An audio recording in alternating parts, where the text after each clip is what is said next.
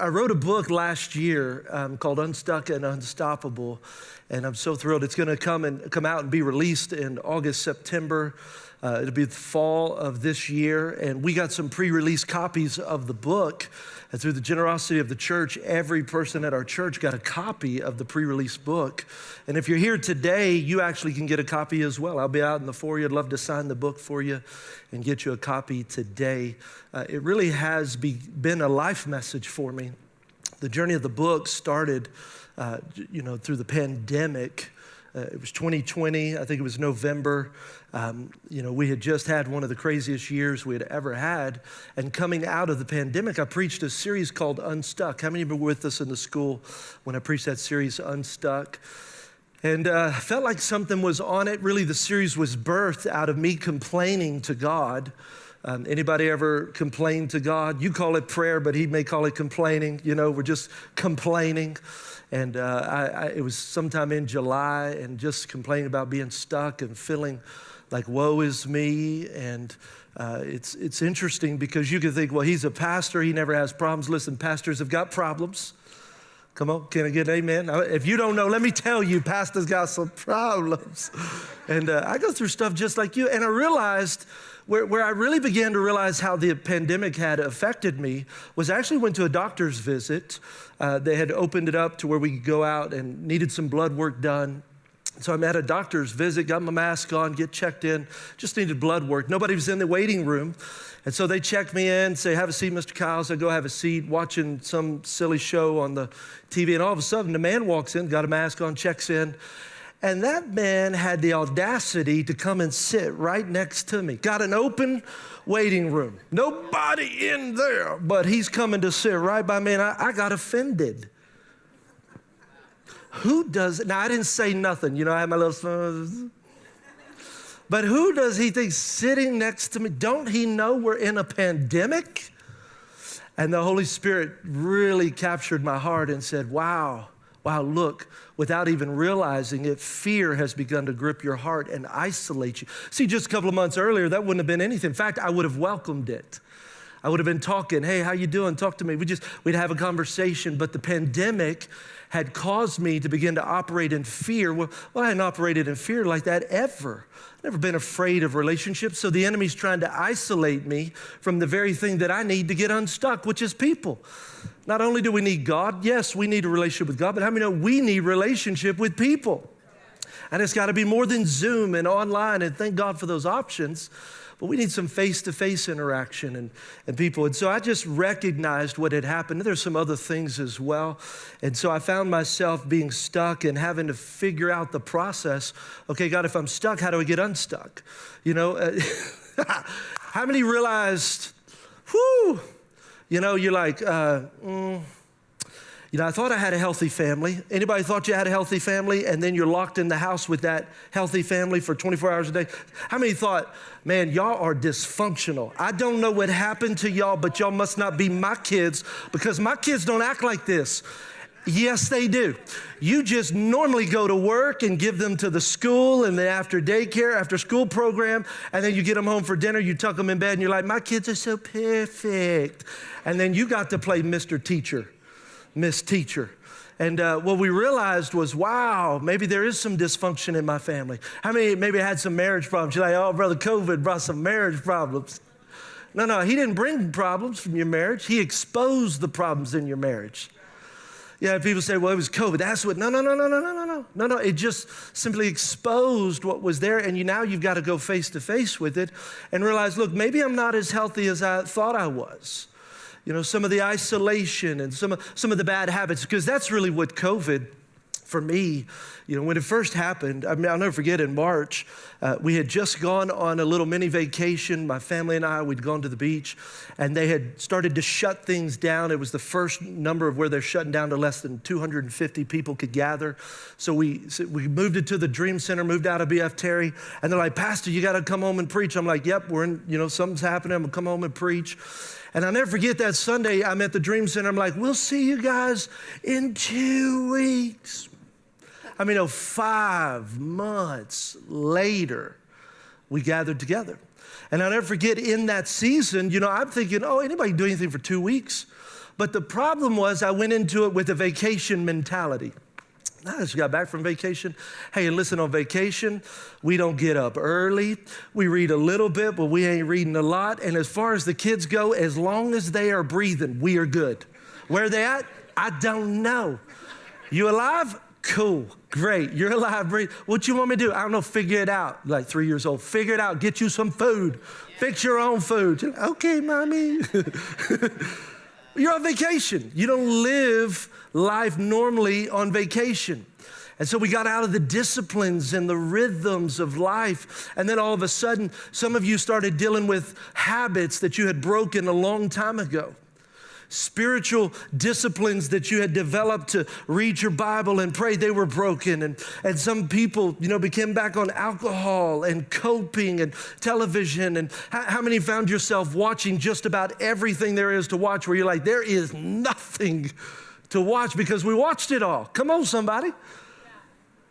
What happened? We went into a crisis with a vacation mentality. And then the problem was we developed habits that at first we had, but now they have us. The lack of discipline, fear, anxiety. We allowed these things to begin to be a part of who we are. And then we find ourselves stuck. And what I want you to know is just because you're stuck doesn't mean you're stranded. You might feel a little bit stuck. There may be some things that in your life you feel like life has stalled, but with God, you're not stranded. He's got the hope of our life. He will move us forward. God has never left you. He will never leave you. He will keep your life moving forward. And so the book was really birthed out of that. And I was studying and just trying to help, and really I came across a stat that was shocking. 80% of Americans feel stuck.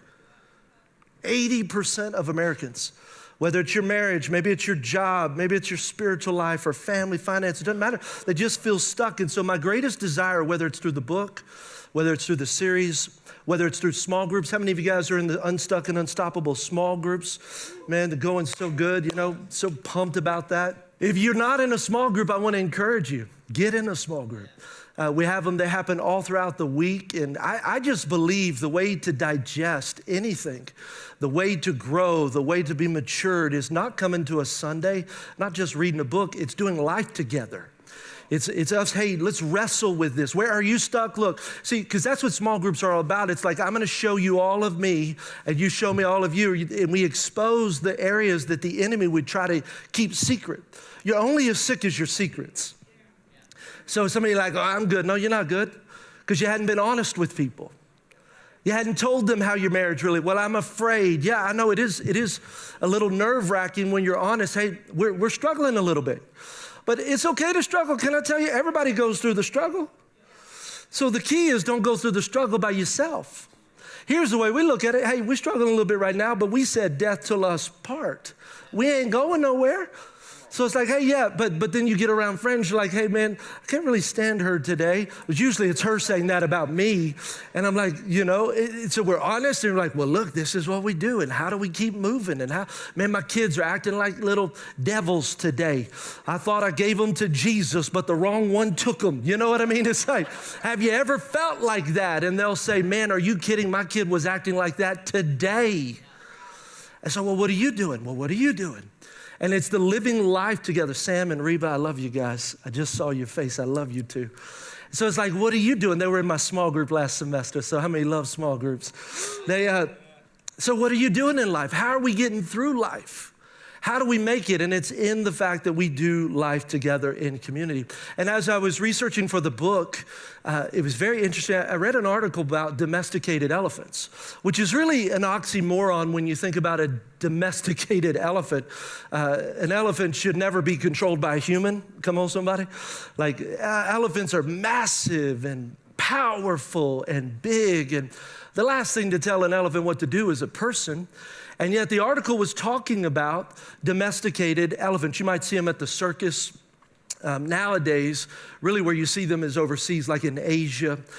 Populations will use elephants for the workforce, especially primitive populations. And then if you ever go overseas and you do like an elephant ride, what's happened is you've got trainers that have domesticated that elephant, because elephants were never intended to be ridden. They were never intended to be tamed. They're actually intended to roam free. There's this spirit about an elephant that wants to roam free. But the way they talked in this article was that if someone wants to domesticate an elephant, a trainer will go and capture a baby elephant, take it away from its mother, isolate it, put it in a cage, wrap a chain around its foot and tie that chain up to like a wooden tree, something to where it cannot move or escape. And for weeks, sometimes months, it's isolated, it's malnourished. They actually torture the elephant. Lots of horrible things happen. So the elephant is trying to break free from the bondage of that chain or that rope that's been wrapped around its ankle to that tree, and it's trying to break free and it can't do it.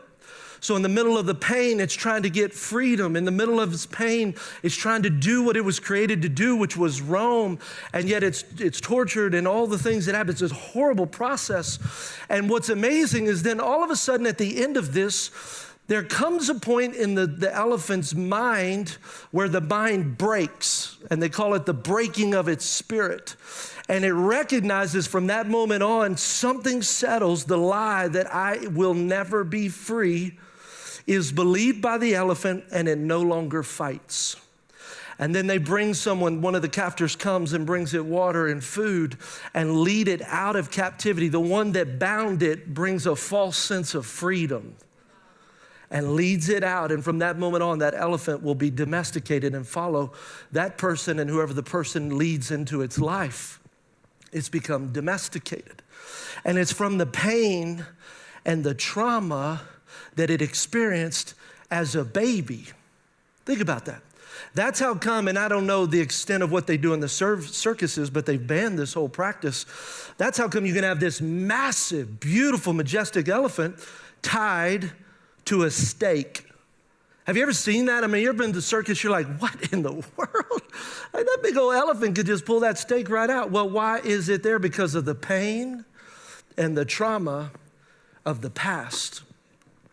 I wonder if there aren't those of us here today that have been domesticated Christians.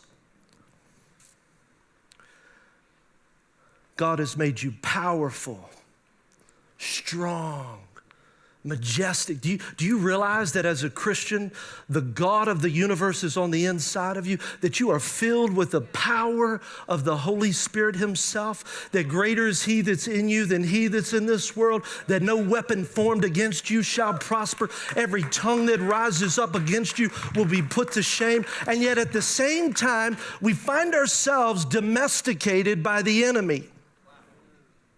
The same one that abused us can now control us. The same one that caused us as a child. Think about this. Look, God didn't cause your pain. He didn't come in and make your parents get a divorce. How many know that's the devil? He came to steal, to kill, and to destroy, and he wants to destroy your life and their life and everyone else's life because you were made in the image of God Almighty. And so the devil comes to destroy the home. God didn't do that, but the trauma of the abandonment still lives in your life today, and God is trying to get you to step out and to keep moving forward, but you've been stuck ever since that moment. Maybe you were abused as a child, verbally or physically. See, I wish the devil would come and mess with us when we're older.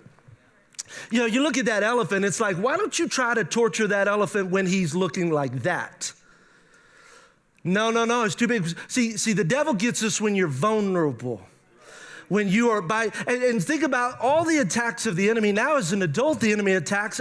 You laugh. You're like, well, it doesn't feel good, but God's going to do something. Why? Because I'm mature. I've grown up. I know what God's character is. I know the power that God has placed inside of me. But now what I have found is I've got to go back and deal with the trauma from the past, the pain of the childhood, the moments where the enemy sowed a lie into me when I was vulnerable or weak, and I believed the lie, and now that lie has got me wrapped up in chains and in his bondage.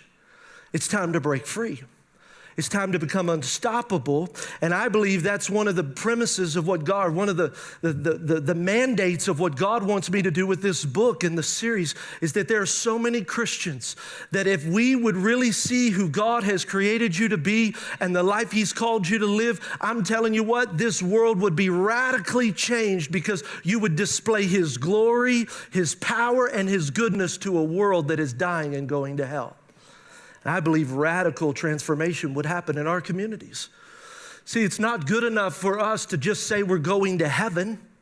We don't want to just make it to heaven. I want this world that I live in, this earth that we are a part of, I want to take dominion over it for God. I want to push back the forces of darkness. I want them to know your marriage might be a mess. My marriage was in a mess, but guess what? God healed it. I know your family might be a little dysfunctional. My family's a little dysfunctional. So why don't we get some healing together? Why don't we get God's power in our lives and move this church forward?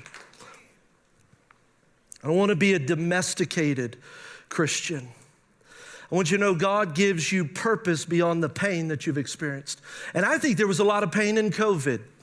Can we just be candid? Some of you lost your jobs with places of employment you were faithful to, you gave your life to. Some of you, your marriages, your spouse said things that hurt you. Your children said or did things. And I get it. It doesn't have to be a pain in the childhood memory or experience, but it's pain when we're vulnerable. God wants to heal it. Today you can break free. And I want you to, everybody experiences pain. I think that's where, I remember when we began this church and even before it, I just told Phyllis and we talked about it, I'm just gonna be real. Like, I know some people say, well, but I wanna be transparent because I was a part of a place where I didn't always hear the stories of struggle. I didn't always hear the stories. The generation before us, it was almost like there was a chink in the armor if they told us that they were real and they struggled. And I remember sitting back there sometimes just thinking, wow, man, your life must be perfect. And then getting behind the scenes as an older, more mature Christian, realize their life isn't perfect. But I know this, we know a God who is, I'm imperfect, but I'm covered by perfection. And thank God for His grace. And thank God for a church that says, look, you got hurts, habits, and hangups. Well, so do I. But guess what? We're not stopping. We're not quitting. We're not shutting down. We're not pushing back. We're going to advance forward. God uses imperfect people to display His perfect glory. I'm so grateful for that. So grateful for it. And I look at the Apostle Paul. He is one of my favorite people to talk about. I write about him a lot in the book. But in 2 Corinthians chapter 11, verse 23, the Apostle Paul, he's going to talk a little bit about some of the pain that he has walked through in his life. And you would think when someone gets saved, it's just, da-da. How many of you got saved, you're like, oh, it's going to be good. And it was for about a week. And then after that, it's like all hell breaks loose. Anybody? Phyllis and I, we have a friend of ours that's been one of her friends for many, many years. And she gave her life to Jesus, and she actually did a post on it. She said, I gave my life to Jesus, and all hell broke out. I mean, her horse dies. I mean, just traumatic. He died in a traumatic way. Things happened at her job, at her family, at her relationships. And, she was coming back to us and said, it just seems unfair. It's like it doesn't make sense. And what we realized is that it doesn't make sense because you think, wow, it's going to be great. But what you got to realize, the greater the attack, the greater the anointing. The devil recognizes that you're a threat to his kingdom. And so I'm not worried if I get an attack. I'm worried if I'm not being attacked. And so Paul is walking through. It's like there's this, Damascus Road transformation. He was a persecutor of Christians. Now he is a person building the church. And look at what he walks through. He said, I've worked much harder, been in prison more frequently, flogged more severely. I've been exposed to death again and again. 5 times I received from the Jews the 40 lashes minus 1. 3 times I was beaten with a rod. Once I was pelted with stones. 3 times I was shipwrecked. I spent a night and a day in the open sea. I don't know, you got me there. I'm fearful of like the open sea. Come on, so I watch too many of them Jaws movies, 47 meters down. Like I'm scared to go in a swimming pool at night. I'm like, that Jaws is gonna jump out of the pool. If I can't see the bottom, it's no, y'all go. And then when you cry for help, I may extend the pole. That's it, yes, you go. But my man is in the open sea. He's out constantly on the move. He's been in danger from rivers. Here's his testimony. Too blessed to be stressed. I mean, and listen, I ain't hating. Like, favor ain't fair. Fog. Like, I got it. Can we get rid of some of the cliches and just say, danger? Yeah. Could you imagine? I want somebody getting some wristbands. Danger. Look. It's not favor. It's not blessed. Danger from bandits. Danger from fellow Jews. It's like, these are my brothers. The danger from Gentiles. These are my other brothers. Danger in the city. Danger in the country. Danger at sea. Danger from false believers. I have labored and toiled and often gone without sleep. I have known hunger and thirst and often gone without food. I have been cold and naked. And he was not on a reality show. Come on, somebody. And we got a right to complain about, I didn't get a parking spot. I had to stay isolated, right? I mean, think about it. I think we've got to put the Bible in perspective and recognize that half the battle is the awareness of, man, I am born again. There's going to be attacks. The devil's coming after me, but greater is he that's in me than he that is in this world. And I'm not going to allow this situation that I am walking through or have walked through to cause me to be bitter. See, when I look at Paul's life and all the trials and all the struggles and all the circumstances, you never see him being bitter. He doesn't get bitter towards it. He doesn't get angry. Anybody ever been angry at God? Raise your hand if you've been angry at God. Well, y'all are way more honest than the first service. They all lied. I'm a bunch of liars. Y'all were at least half honest. Yeah.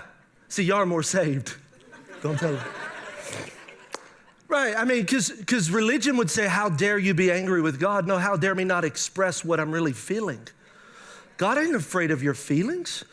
We get in trouble when we try to suppress it. It's like, God, I'm angry. This stinks. I've said a few choice words to God.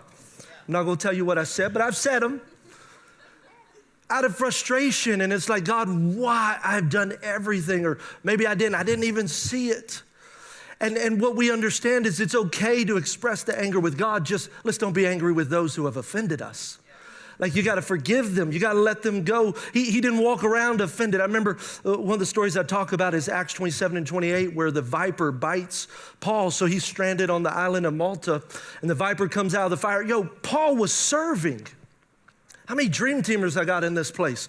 Also, those of you that serve week in and out, thank God for our children's dream teamers, our volunteers. Come on, y'all need to give it up better for that. I got 4 children. I'm like, whoo! My children back there. Come on, somebody. Being ministered to.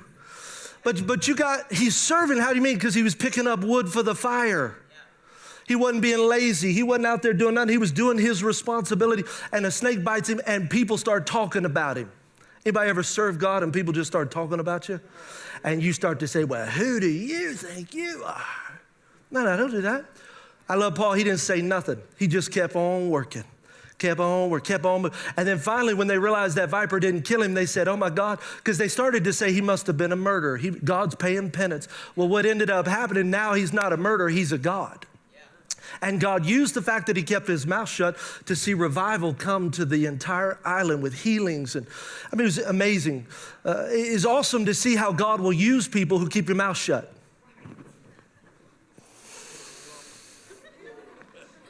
I'm going to keep moving. He wasn't resentful. He just endured.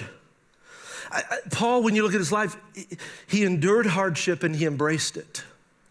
So I think some of us, we've got to say, I'm going to stop running from what's hard and start embracing what's God. You say, well, it's unjust. It's okay. You know, sometimes when you walk through a test, you're always trying to figure it out. Like for me, I used to always figure out, is it a test? Am I being disciplined? Or is it an attack? I mean, what is it? And I would just say, yes. Well, what do you mean? Well, which is it? Yes. Then no matter what it is, that we still have something we can learn and say, hey, God, you have never left me. You will never leave me. So God, you don't bring the trials, but God, I'm going to have joy. Isn't that what James says? Have joy when trials and afflictions come. Why? Because God's going to produce something in me. You meant it for evil, but God's going to turn it around for good. Romans 8 talks about we serve a turnaround God. Yeah, they meant it for this, but God will flip the script on them and cause it to be a blessing that elevates me where his glory is displayed on this earth. We serve a turnaround God. Got to embrace it. Look at Philippians 4, 12 and 13. Paul talks through and says, hey, here's the secret sauce. As I was reading and studying for the book, and even just throughout my life, it's, Paul, what is it? Because that's the way when I read the Bible, it's like, God, what did he know that I don't know? Like, how could he go through those things and come out better and not bitter? Look at what happens in verse 12. He says, I know how to live. Some of us just don't know how to live. We're existing. God doesn't want you to exist. He wants you to live with intentionality and purpose. But look what he says. He says, in almost nothing or with everything. I've learned the secret of living in every situation, whether I've got a full stomach or an empty stomach. Anybody ever had a moment where you just didn't have any food to eat? How many had a moment where your belly was full? We just call you fluffy. How many had that COVID bod? Yeah, so what's his point? Is every extreme. Full stomach, empty stomach, plenty or little. Here's the secret in verse 13. I can do everything through, everybody say that word, Christ. Say it one more time. Christ. I can do it through my own strength. I can do it through my own tenacity, my own will, my own discipline. Is that what he says? No. He doesn't say through anything that you have to offer. The only one that has something to offer is Jesus Christ himself. When we get stuck in every situation, it's like, I can. The devil said, you can't. You need to stand up and say, I can. Not because of me, but all because of him. I can do it through who? Jesus Christ. And that's what Paul knew. See, Paul's strength was rooted in a relationship with Jesus Christ. It wasn't religion, it wasn't tradition. It was an authentic relationship with Jesus Christ. And I really came to realize this in my life shortly after I was born again. You know, I was in my early 20s. Phyllis and I had been married for not a very long time, a short amount of time. And I write about it in the book. I share a lot of my story and our testimony. But Phyllis and I was raised in church. My mom brought us to church every single week. Aren't you glad for parents that make you go to church? Can I talk to the parents in this place? Don't give your kids the option. Nobody's gonna opt to come to church when you're a teenager. You know, we had to go. And well, if I'm here, okay, I'm gonna be here. But when I was here, God would touch me and minister to me. Well, in my early 20s, after I was married, we backslid. We had, Phyllis and I were entrepreneurs. We had a restaurant. We had a real estate investment company. My twin brother and I owned some real estate together. And, you know, at first everything was going good, but then my marriage started to fall apart. Started to fight. You realize, hey, I love you, but I don't know if I like you. Started to have challenges, the pressures of life. We're young and selfish. I was selfish. And the business and all the pressures and things that started to happen. And life began to be overwhelming to me. And so Phyllis and I turned to other ways to cope. We began to do drugs and alcohol and party and do all the things. Really what you're doing is you're trying to escape the problems that you're in, and you're turning to a false substitute, something that'll never satisfy. So we were caught up in that, and then you're bound up in that. And then all of a sudden, February 7, 2003, God saved me. Many of you know the story. I'm not going to go into it. In my bathroom, have a vision from God. And the one thing I will tell you is that I saw two things. The road forked. I saw a vision of a road going to heaven and a road going to hell. And the voice that I heard was, you choose right now. And I know in that moment, had I not chosen God, I believe with all my heart I'd be in hell. I think I would have died that night. That was my moment. I said yes, gave my life to Jesus, went to church. It was amazing at first. Woo! God started healing my marriage, restoring everything the devil tried to steal, went to church, getting back involved. Business was blowing up. Things were doing great. And about 6 months later, something happened that was so unexpected. That's why it caught me off guard, because my life was doing so good. The landlord of the business that we had came in and unjustly evicted us. We lost the restaurant. By the time we get back into the court and file a junction to get back in, we lost our employees, we lost all of our product and all of our inventory, and we lost our reputation. And I went into this massive depression, angry with God, bitter with God. I can't believe it. I don't understand why you would do what you allowed to happen. It didn't make sense to me. And I found myself in that moment saying, God, I need your help. I can't make it without you. And I was reading the passage, Philippians 4:13. I was saying, God, I can't. And I read, I can do all things through Christ who strengthens me. I know what it's like to not have 10 cents to put gas money in your gas tank and to go off and wait tables. We had 3 jobs. I had to get there. I had 10 cents in my pocket, I had no gas. How many know when your gas is not only low, but it's out? Ladies, you know what I'm talking about? Y'all pray all the time. God does miracles all the time. I get in my wife's car, I'm like, oh, you lived another miracle today. I pray and I'm like, God, I'm out of gas, made it there, made enough money. I know what it's like to not have enough. Our homes were in foreclosure. We had 4 properties at that time that were just in foreclosure. All of our cars were being I know what it's like to, anybody ever park somewhere different because the repo man is coming? I know what that's like. My mom and dad lived behind us. We bought 2 of the homes on the opposite side behind them. I know what it's like to park my car over there and walk across so that it doesn't get repoed. In a spot where I didn't know how to get through it and what I could do. And I just felt this scripture come out to me and say, you can. Because see, the moment you say, I can't get out of this, the moment you say, we can't move forward, you've already sealed the fate for that situation. But the moment you realize, look, devil, you look like you've won, and it doesn't matter whose fault it is that I'm here. I feel like I'm good, but even if it's not, I can move forward. I can get out of debt. I can see this situation turn around. And what we find, I have found, is everybody wants a quick turnaround. We like a microwave Christianity. Just stick it in the microwave. About a minute later, it comes out. No, can I tell you, 10 years later, 10 years, we refused to file bankruptcy. I felt the Lord just speak to me. I'm not saying bankruptcy is wrong. I'm telling you what God told me. And it took 10 years. And every time those creditors would call me like, God, are you sure? Because I could file right now on all these suckers. He said, no.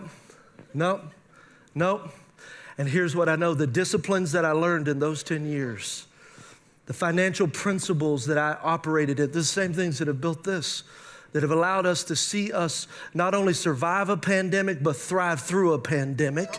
And that's because God says you can, even when the devil says you can't. Come on, give God some glory today. So good. So good.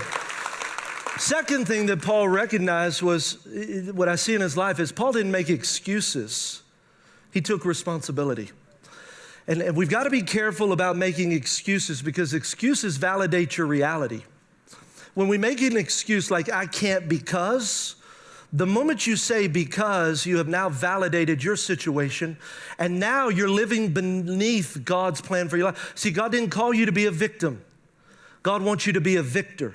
But when you say, I can't because, now you allow things to happen to you. I am a victim, and I'm living as a victim, and I've now lived beneath God's best for my life. It's like, no, I can because of Christ.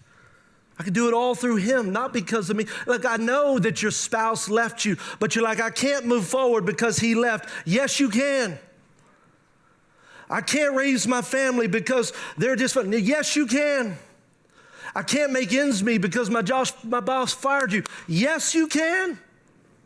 You're not a victim. And so responsibility says, look, it doesn't matter how we got here. You probably made some mistakes. We all make mistakes. I make mistakes all the time.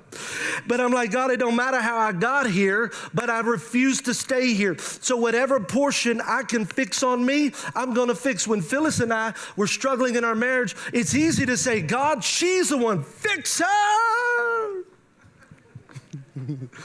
Let me ask you this. How's that working for you? No. You want to fix her? Fix this. You want to fix your kids? Fix this. Look, your kids didn't come pre-programmed. You're like, oh, they dysfunctional. Oh, my God. Have anybody ever wanted to run from your kids? You're like, you're in the mall or something, and you're like, whose kids are those? Ain't my kids. My God, that must be your kids. All of the craziness that you see, we put it there. Our environment, what we create. And so here's what I know. If I put it there, I can take it out of there. And if I can't, I'm going to send them to heaven.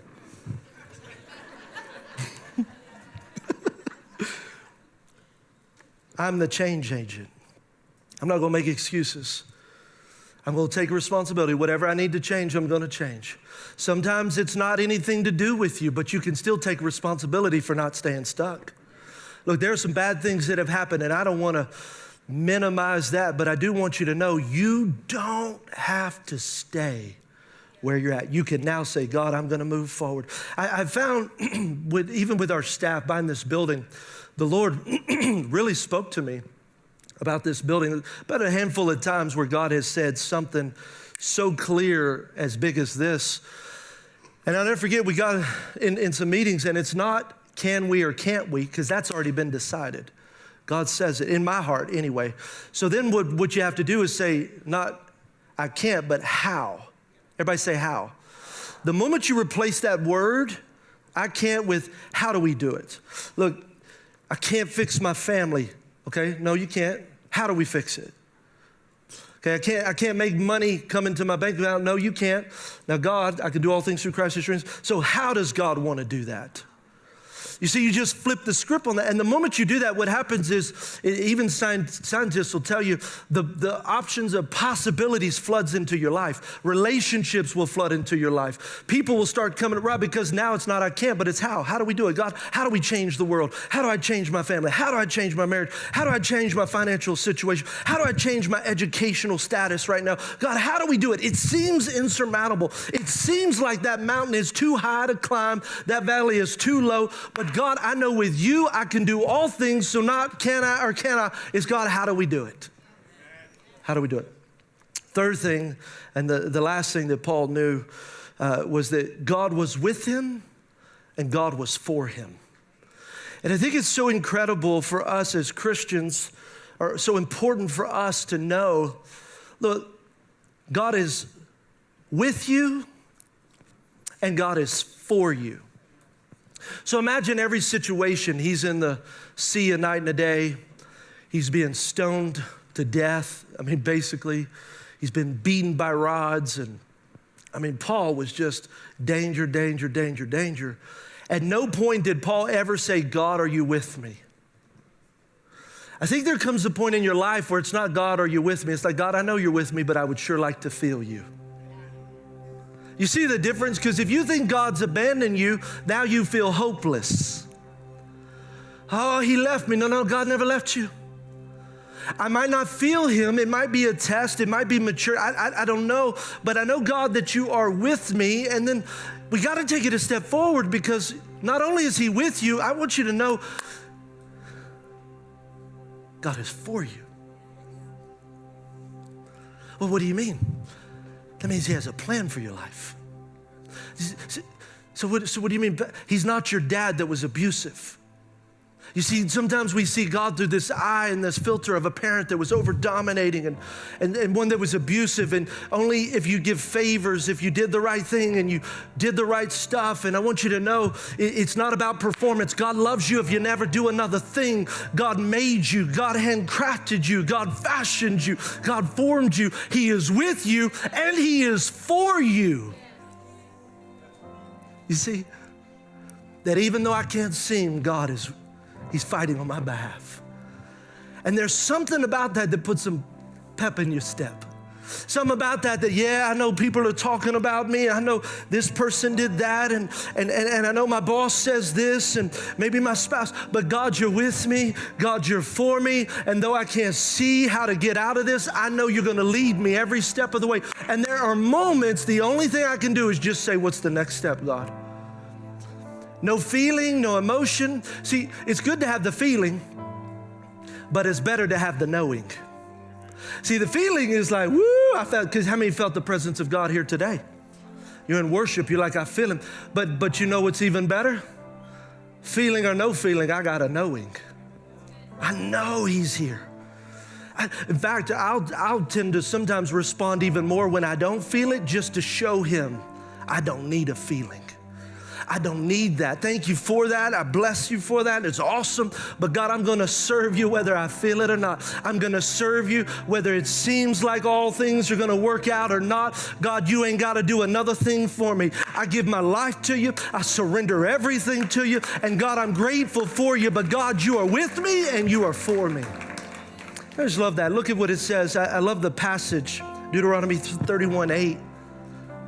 I read this often when I'm walking through a struggle and a trial. The Lord himself goes before you. He will be with you. He will never leave you or forsake you. Don't be afraid and don't be discouraged. Come on, aren't you glad we serve a good God? Can you give the Lord an ovation of praise? Stand on your feet this morning. God, we worship you. Come on, tell him how much. Give him an ovation of praise. God, we worship you. We praise you, God.